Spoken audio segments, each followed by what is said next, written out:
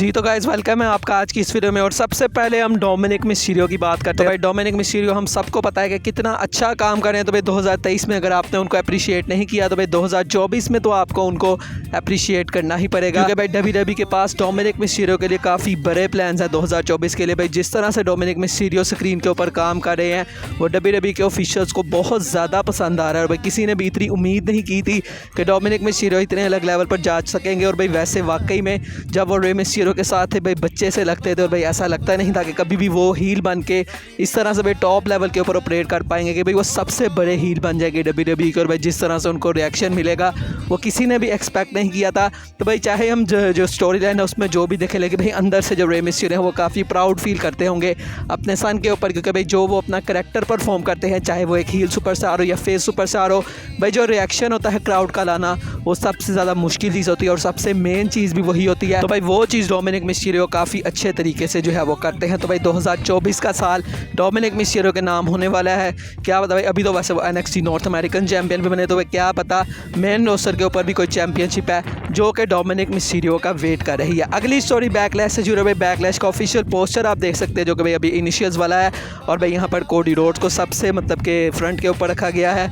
यहाँ पर भाई रोमन रेंज नहीं है, तो क्या पता रोमन रेंज ना आए, CM पंक भी नहीं है वैसे। और उसके अलावा नीचे आप देखें तो भाई रैंडी ऑर्टन यहाँ पर RKO भी लगा रहे हैं डोमिनिक को। तो भाई रैंडी ऑर्टन ऊपर भी हैं, रैंडी ऑर्टन नीचे भी हैं। तो क्या पता भाई बैकलैश की जो स्टोरी है वो रैंडी ऑर्टन के इर्द गिर्द होती हुई दिखाई दे सकती है। अगली स्टोरी की तरफ बढ़ते भाई ये पिक्चर आप देखें रेसलमेनिया 40 में। क्या भाई ये चार बंदे अपनी जो ड्रीम्स हैं उनको कैप्चर कर पाएंगे? क्या CM पंक वर्ल्ड हैवीवेट चैंपियन बनेंगे? क्या कोडी रोड्स अपनी स्टोरी फिनिश करके अनडिस्प्यूटेड चैंपियन बनेंगे? चैड गेबल इंटरकॉन्टिनेंटल चैंपियन और LA नाइट US चैंपियन। तो भाई ये चारों बंदे किसी ना किसी चैंपियनशिप की मतलब के आड़ में लगे हुए हैं। LA नाइट को तो कोई भी चैंपियनशिप दे दी जाए। उसके अलावा चैड गेबल चाहते हैं कि वो गुंथर को हराएं, और कोडी रोड्स का तो हमें पता ही है कि भाई वो स्टोरी फिनिश करना चाहते हैं अपनी, और रोमन रेंज को भी वो हराना चाहते हैं। और उसके अलावा CM पंक भी रिटर्न करके सेथ रॉलिंस को हराना चाहते हैं और वो बनना चाहते हैं वर्ल्ड हैवीवेट चैंपियन। तो भाई आपको क्या लगता है इन चारों बंदों में से किसकी जो ड्रीम्स हैं वो पूरी हो सकती हैं रेसलमेनिया 40 में?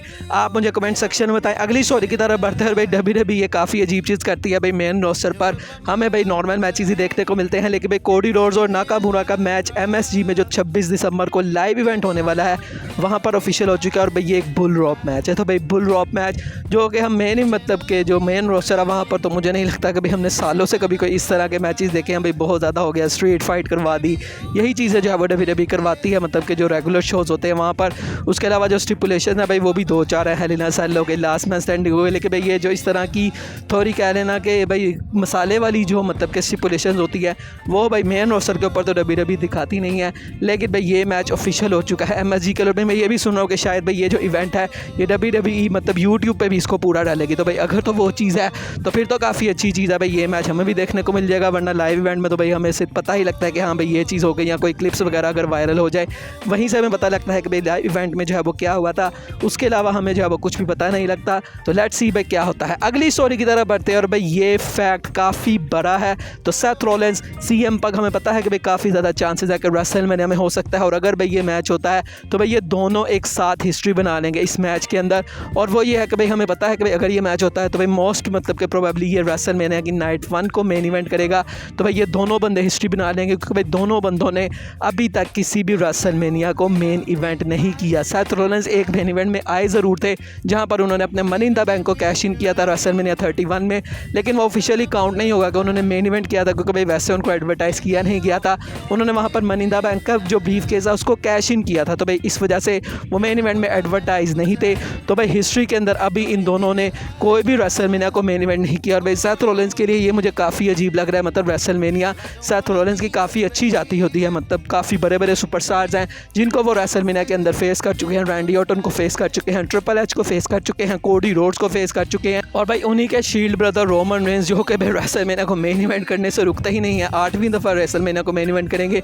शायद भाई रोमन और सेथ एक साथ एक एरा में आए हैं तो रोमन के ऊपर कुछ ज़्यादा ही लाइमलाइट थी WWE की, और उन्हीं को हर साल मेन इवेंट दे देते थे, और इस वजह से सेथ रॉलिंस को कभी वो मौका नहीं मिला। लेकिन अब क्योंकि रेसलमेनिया 2 नाइट्स की होती है तो अब काफ़ी ऐसे सुपरस्टार्स हैं जिनकी ड्रीम्स कह लें पहले की हद थोड़ा सा जो है वो ईजी हो गई है कि भाई अब उनको मौका मिल सकता है कि भाई वो रेसलमेनिया को मेन इवेंट करने, वरना पहले तो एक ही मतलब रेसलमेनिया की नाइट होती थी।